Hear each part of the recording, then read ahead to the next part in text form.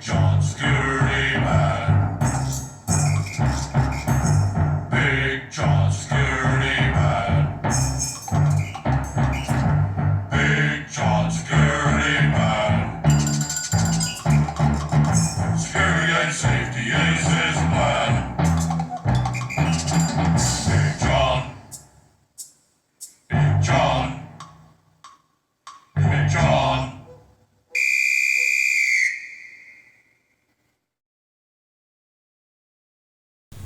Hi, I'm John Frycek. Welcome to another segment of Big John Security Man. Today we're going to be talking about something very, very important, and it is the age-old dilemma of active shooter within a corporation or a school or any other place when it involves people. It's a very, very bad scenario. It's an inconvenient truth. It's an unnecessary evil, but we have to address this for the future. Now, today on Big John Security Man, I'm going to show you either to run, hide, or fight. In this segment, we're going to be fighting for control of the would-be firearm that the assailant is going to have and use.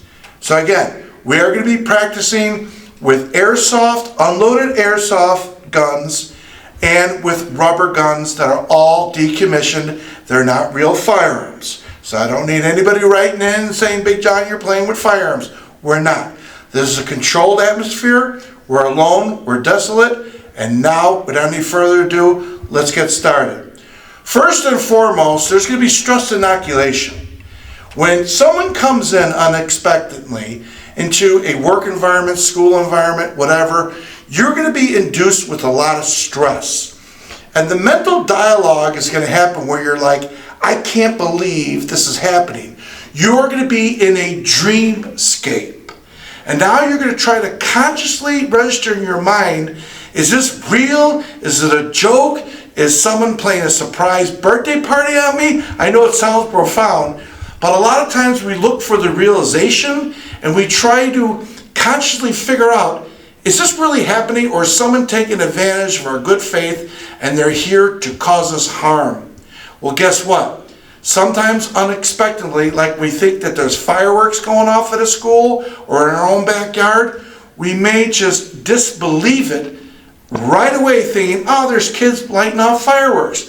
Or something's happening to that where it's not actually a person with a gun. Why would someone want to hurt me and do something so profound, something so uncivil, or something so egregiously terrible? But the realization is, folks, it does happen. And with stress inoculation, we have to decipher whether it's happening or not. And okay, without further ado, let's meet the bad guy. I hate this job in my life. Security freeze. Now, right now, he's coming in, he's dressed in black, he's ready for warfare, he's ready to take advantage of everybody within the building. He's obviously mentally discharged. He's got great psychological issues, but we're not here to psychologically figure that out. We are now consciously and we are visually seeing that, my goodness gracious, this guy's got a firearm in his hand and he's here to do ill intent to people.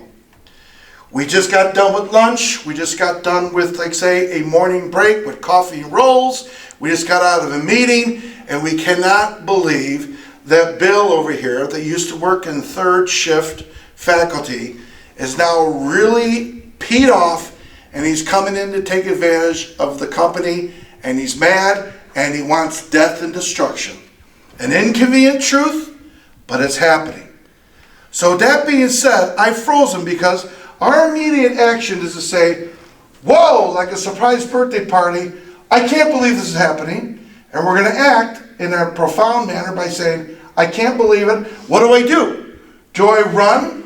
Do I hide? Do I fight? Am I encapsulated into a room where I can't get away? But I do have the split-second opportunity to do something if I have a mindfulness by saying, I took some training, I've seen this happen before, I must react quickly. Now, only if you have the ability, the physical ability and the mental ability to act in a proper manner. And if you're with other people in the office area, perhaps you already got together with everybody and you know a scenario. Run, hide, fight, distract, everything. So without further ado, we're going to start to say, hey, we know there's a problem. I firstly want to take control of this firearm. Now, if he's going around waving the gun around, okay, obviously you do not want to be shot. You want to do some type of distraction. Some type of distraction with an inanimate object, okay, with a hat, even with a shoe, or something that's around, even with a chair. You want to maybe throw a chair at him. You want to slide a chair, because his natural reaction would be to block whatever's being thrown at him because it's a natural reaction. So perhaps we're going to distract the assailant by something like a chair, like I said, paperwork, anything, fire hydrant. But a split momentary reaction, if he comes in, we might immediately try to distract him by throwing a chair at him. Okay? Now that is going to make him kind of block it. Maybe his hand's going to come off the firearm at first. And now we're going to try to maintain control of the firearm. That's what we really want to do. We want to stop this before it goes on. Okay? And the only way to do that is not to start to punch him in the stomach or hit him in the head or try to grab his hand to take it out the firearm. The only thing that we're involved here with is that we want to take control of the firearm immediately. Grab. We want to take control of the firearm immediately. Start putting down pressure of the firearm by its muzzle area, by the barrel. Okay, not in front of the barrel. Okay, we want to do the side of the barrel. But we're going to take control. I'm not going to even worry about hitting him in the head, in the knees, or the groin area. I want to maneuver quickly and accurately to take and seize control of the firearm. Now, do I want to struggle with him? No, because his intent right now is death, mayhem, and destruction because he's not mentally there. So his lactic acid and his momentum of his muscles and the way that he's physiologically thinking is that I have intended to come here today and to hurt people. Me, I'm just a normal person who just got off my break, like I said, with a coffee to roll, and now I'm trying to react to his violent maneuvers.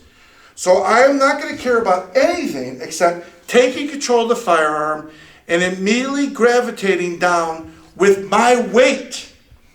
Whether I'm a big guy, because I go about maybe 270, mom fed me well, or I could be a woman who's perhaps 120 pounds. And let's bring our friendly assistant over here now. No, yep, come on over. Now immediately, she's a lot less weighing than I am, of course. But I immediately want to apply what Sir Isaac Newton theorized back in the day. And that's called the rules and laws of gravity. I am not going to struggle and try to pull it or try to go up or even down for that matter. But what I'm going to do is I'm going to wrap either my strong or weak hand. This is going to be my weak hand, which is my left. I'm going to take down the muzzle of the firearm with my right, and I'm going to gravitate toward going down with the use of my weight. And then I'm eventually going to just, like, let's pretend I'm at the line of scrimmage and I got the football, right? And I fumble it, I grabbed it, and I'm going down with it to save the game. I'm doing just that with my weight going down. Now our assistant over here could do the same thing because he's not anticipating a 270 pounds of me coming down with him. Because remember, I'm trying to get away from his intent, his lactic acid building up, his muscularity, his intent. He's going to be really stern and very focused on that firearm. But he's not anticipating even a woman like her coming around like this, grabbing that. Okay, and what you're going to do is you're going to go down with the firearm with your weight. Okay, just like that. Now, in a perfect scenario, she's going all the way down, she'll scream for help, and that's why other men or women within the office will jump on the assailant and try to further grab the firearm away from the assailant. That's when they can start taking things like a fire hydrant or a book or some type of typewriter or a computer or a laptop, strike them over the head with it, do whatever to disorientate him, and then for everybody to grab the firearm. Come back up. So we can clearly see, even if she does it on the other side, even if she does it on this other side, you're going to wrap one arm around the firearm, exactly, and now, yep, and you're going to go as close as you can to him, this way, right, maintaining your level of safety, not in front of the firearm, but to the side of the firearm. And again, he's not going to anticipate all this force coming down with gravity in your way. Go down again. Okay. That's what you're going to do. You're going to really hold onto it very firmly and very powerfully. Okay? Again, come back. Thank you. Step away. So again, a lot of people start to say, well, Big John, I first want to strike him. I first want to hit him in the lower squadron area, or I want to try to make it. Or some trainers like to take out the magazine while he has it. Well, if I take out the magazine, he's not going to have a lot more bullets to fire with. All that is hogwash. We're not going to be doing this. We're not going to be certainly standing in front of him.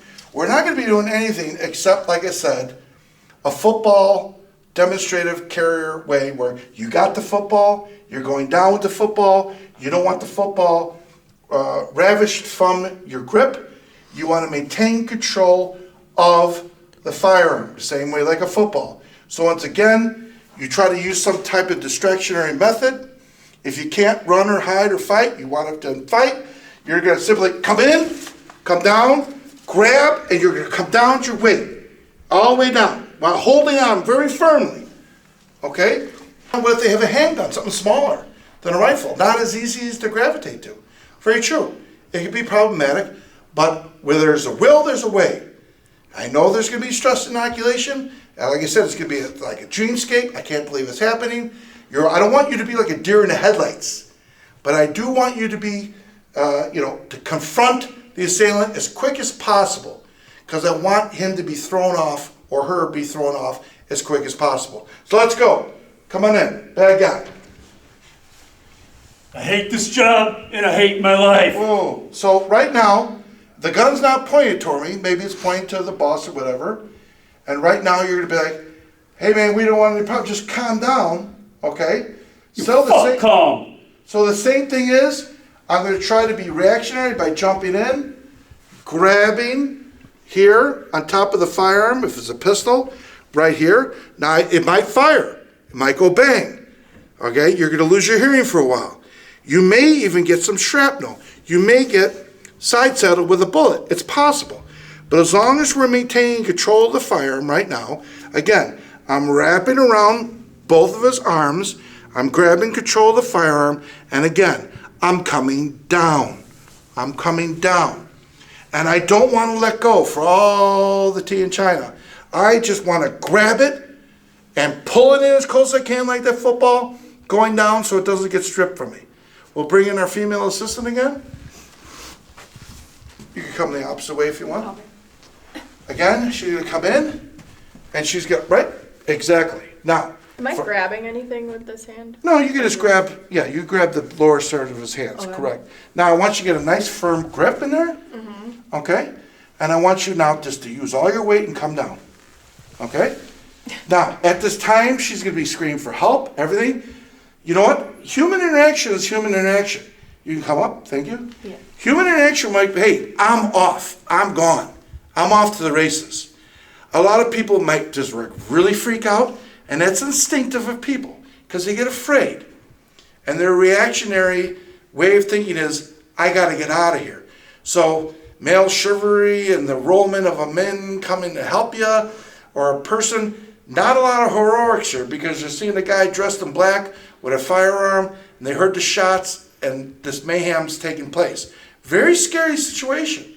However, if you're down and they know you have control of the firearm now, you're down, and even though you got your hand over it, and the slide of the barrel might be going to and from back, because the slide, I'm not trying to teach about weapons right now or firearms, but the slide might go back, anticipatory of raking in another round from the magazine, but when you put your hand over that, you're probably going to get cut by the slide action or of the burning sensation of the barrel, But hey, your life's at stake and the life of others. So you're grabbing here, you're taking dual control, bringing it as close as you can to your chest. I know it's going to be deafening. Your ears are going to be ringing for a couple days, but hopefully you'll go home for supper. Okay? Now, again, you're grabbing, you're pulling it in, and you're saying, stop, stop, and you're going down, and you're going down, and you're going down with all your weight. Okay? Right down to the floor if you need to. Okay? None of these things where you see, go ahead, pull up, where it's like Chuck Norris movies where you're like, boom, boom, ripping it down, or you're trying to distract it. If you distract it, you shoot her. Or you're coming up like this with an X block, and you're coming into his pelvis, or you're coming in to punch him in the face. That's all ridiculous no karate. right now. The only thing you want to do is, because even if I punch him in the face, he's so jacked up with his momentum of trying to hurt people right now in his state of mind, he's probably not going to even feel it or go down. Even if I cold cocked him really good, he's still going to go ouchie and turn me and shoot me. I'm just really, really interested in, hey, a little distraction, throw some pens, papers, a hat, whatever, get him distracted, and just come in and grab and make control of that firearm. If I do it from the other side, the same way, okay? I'm grabbing control, I'm do-si-doing, I'm coming around, I'm coming down, okay?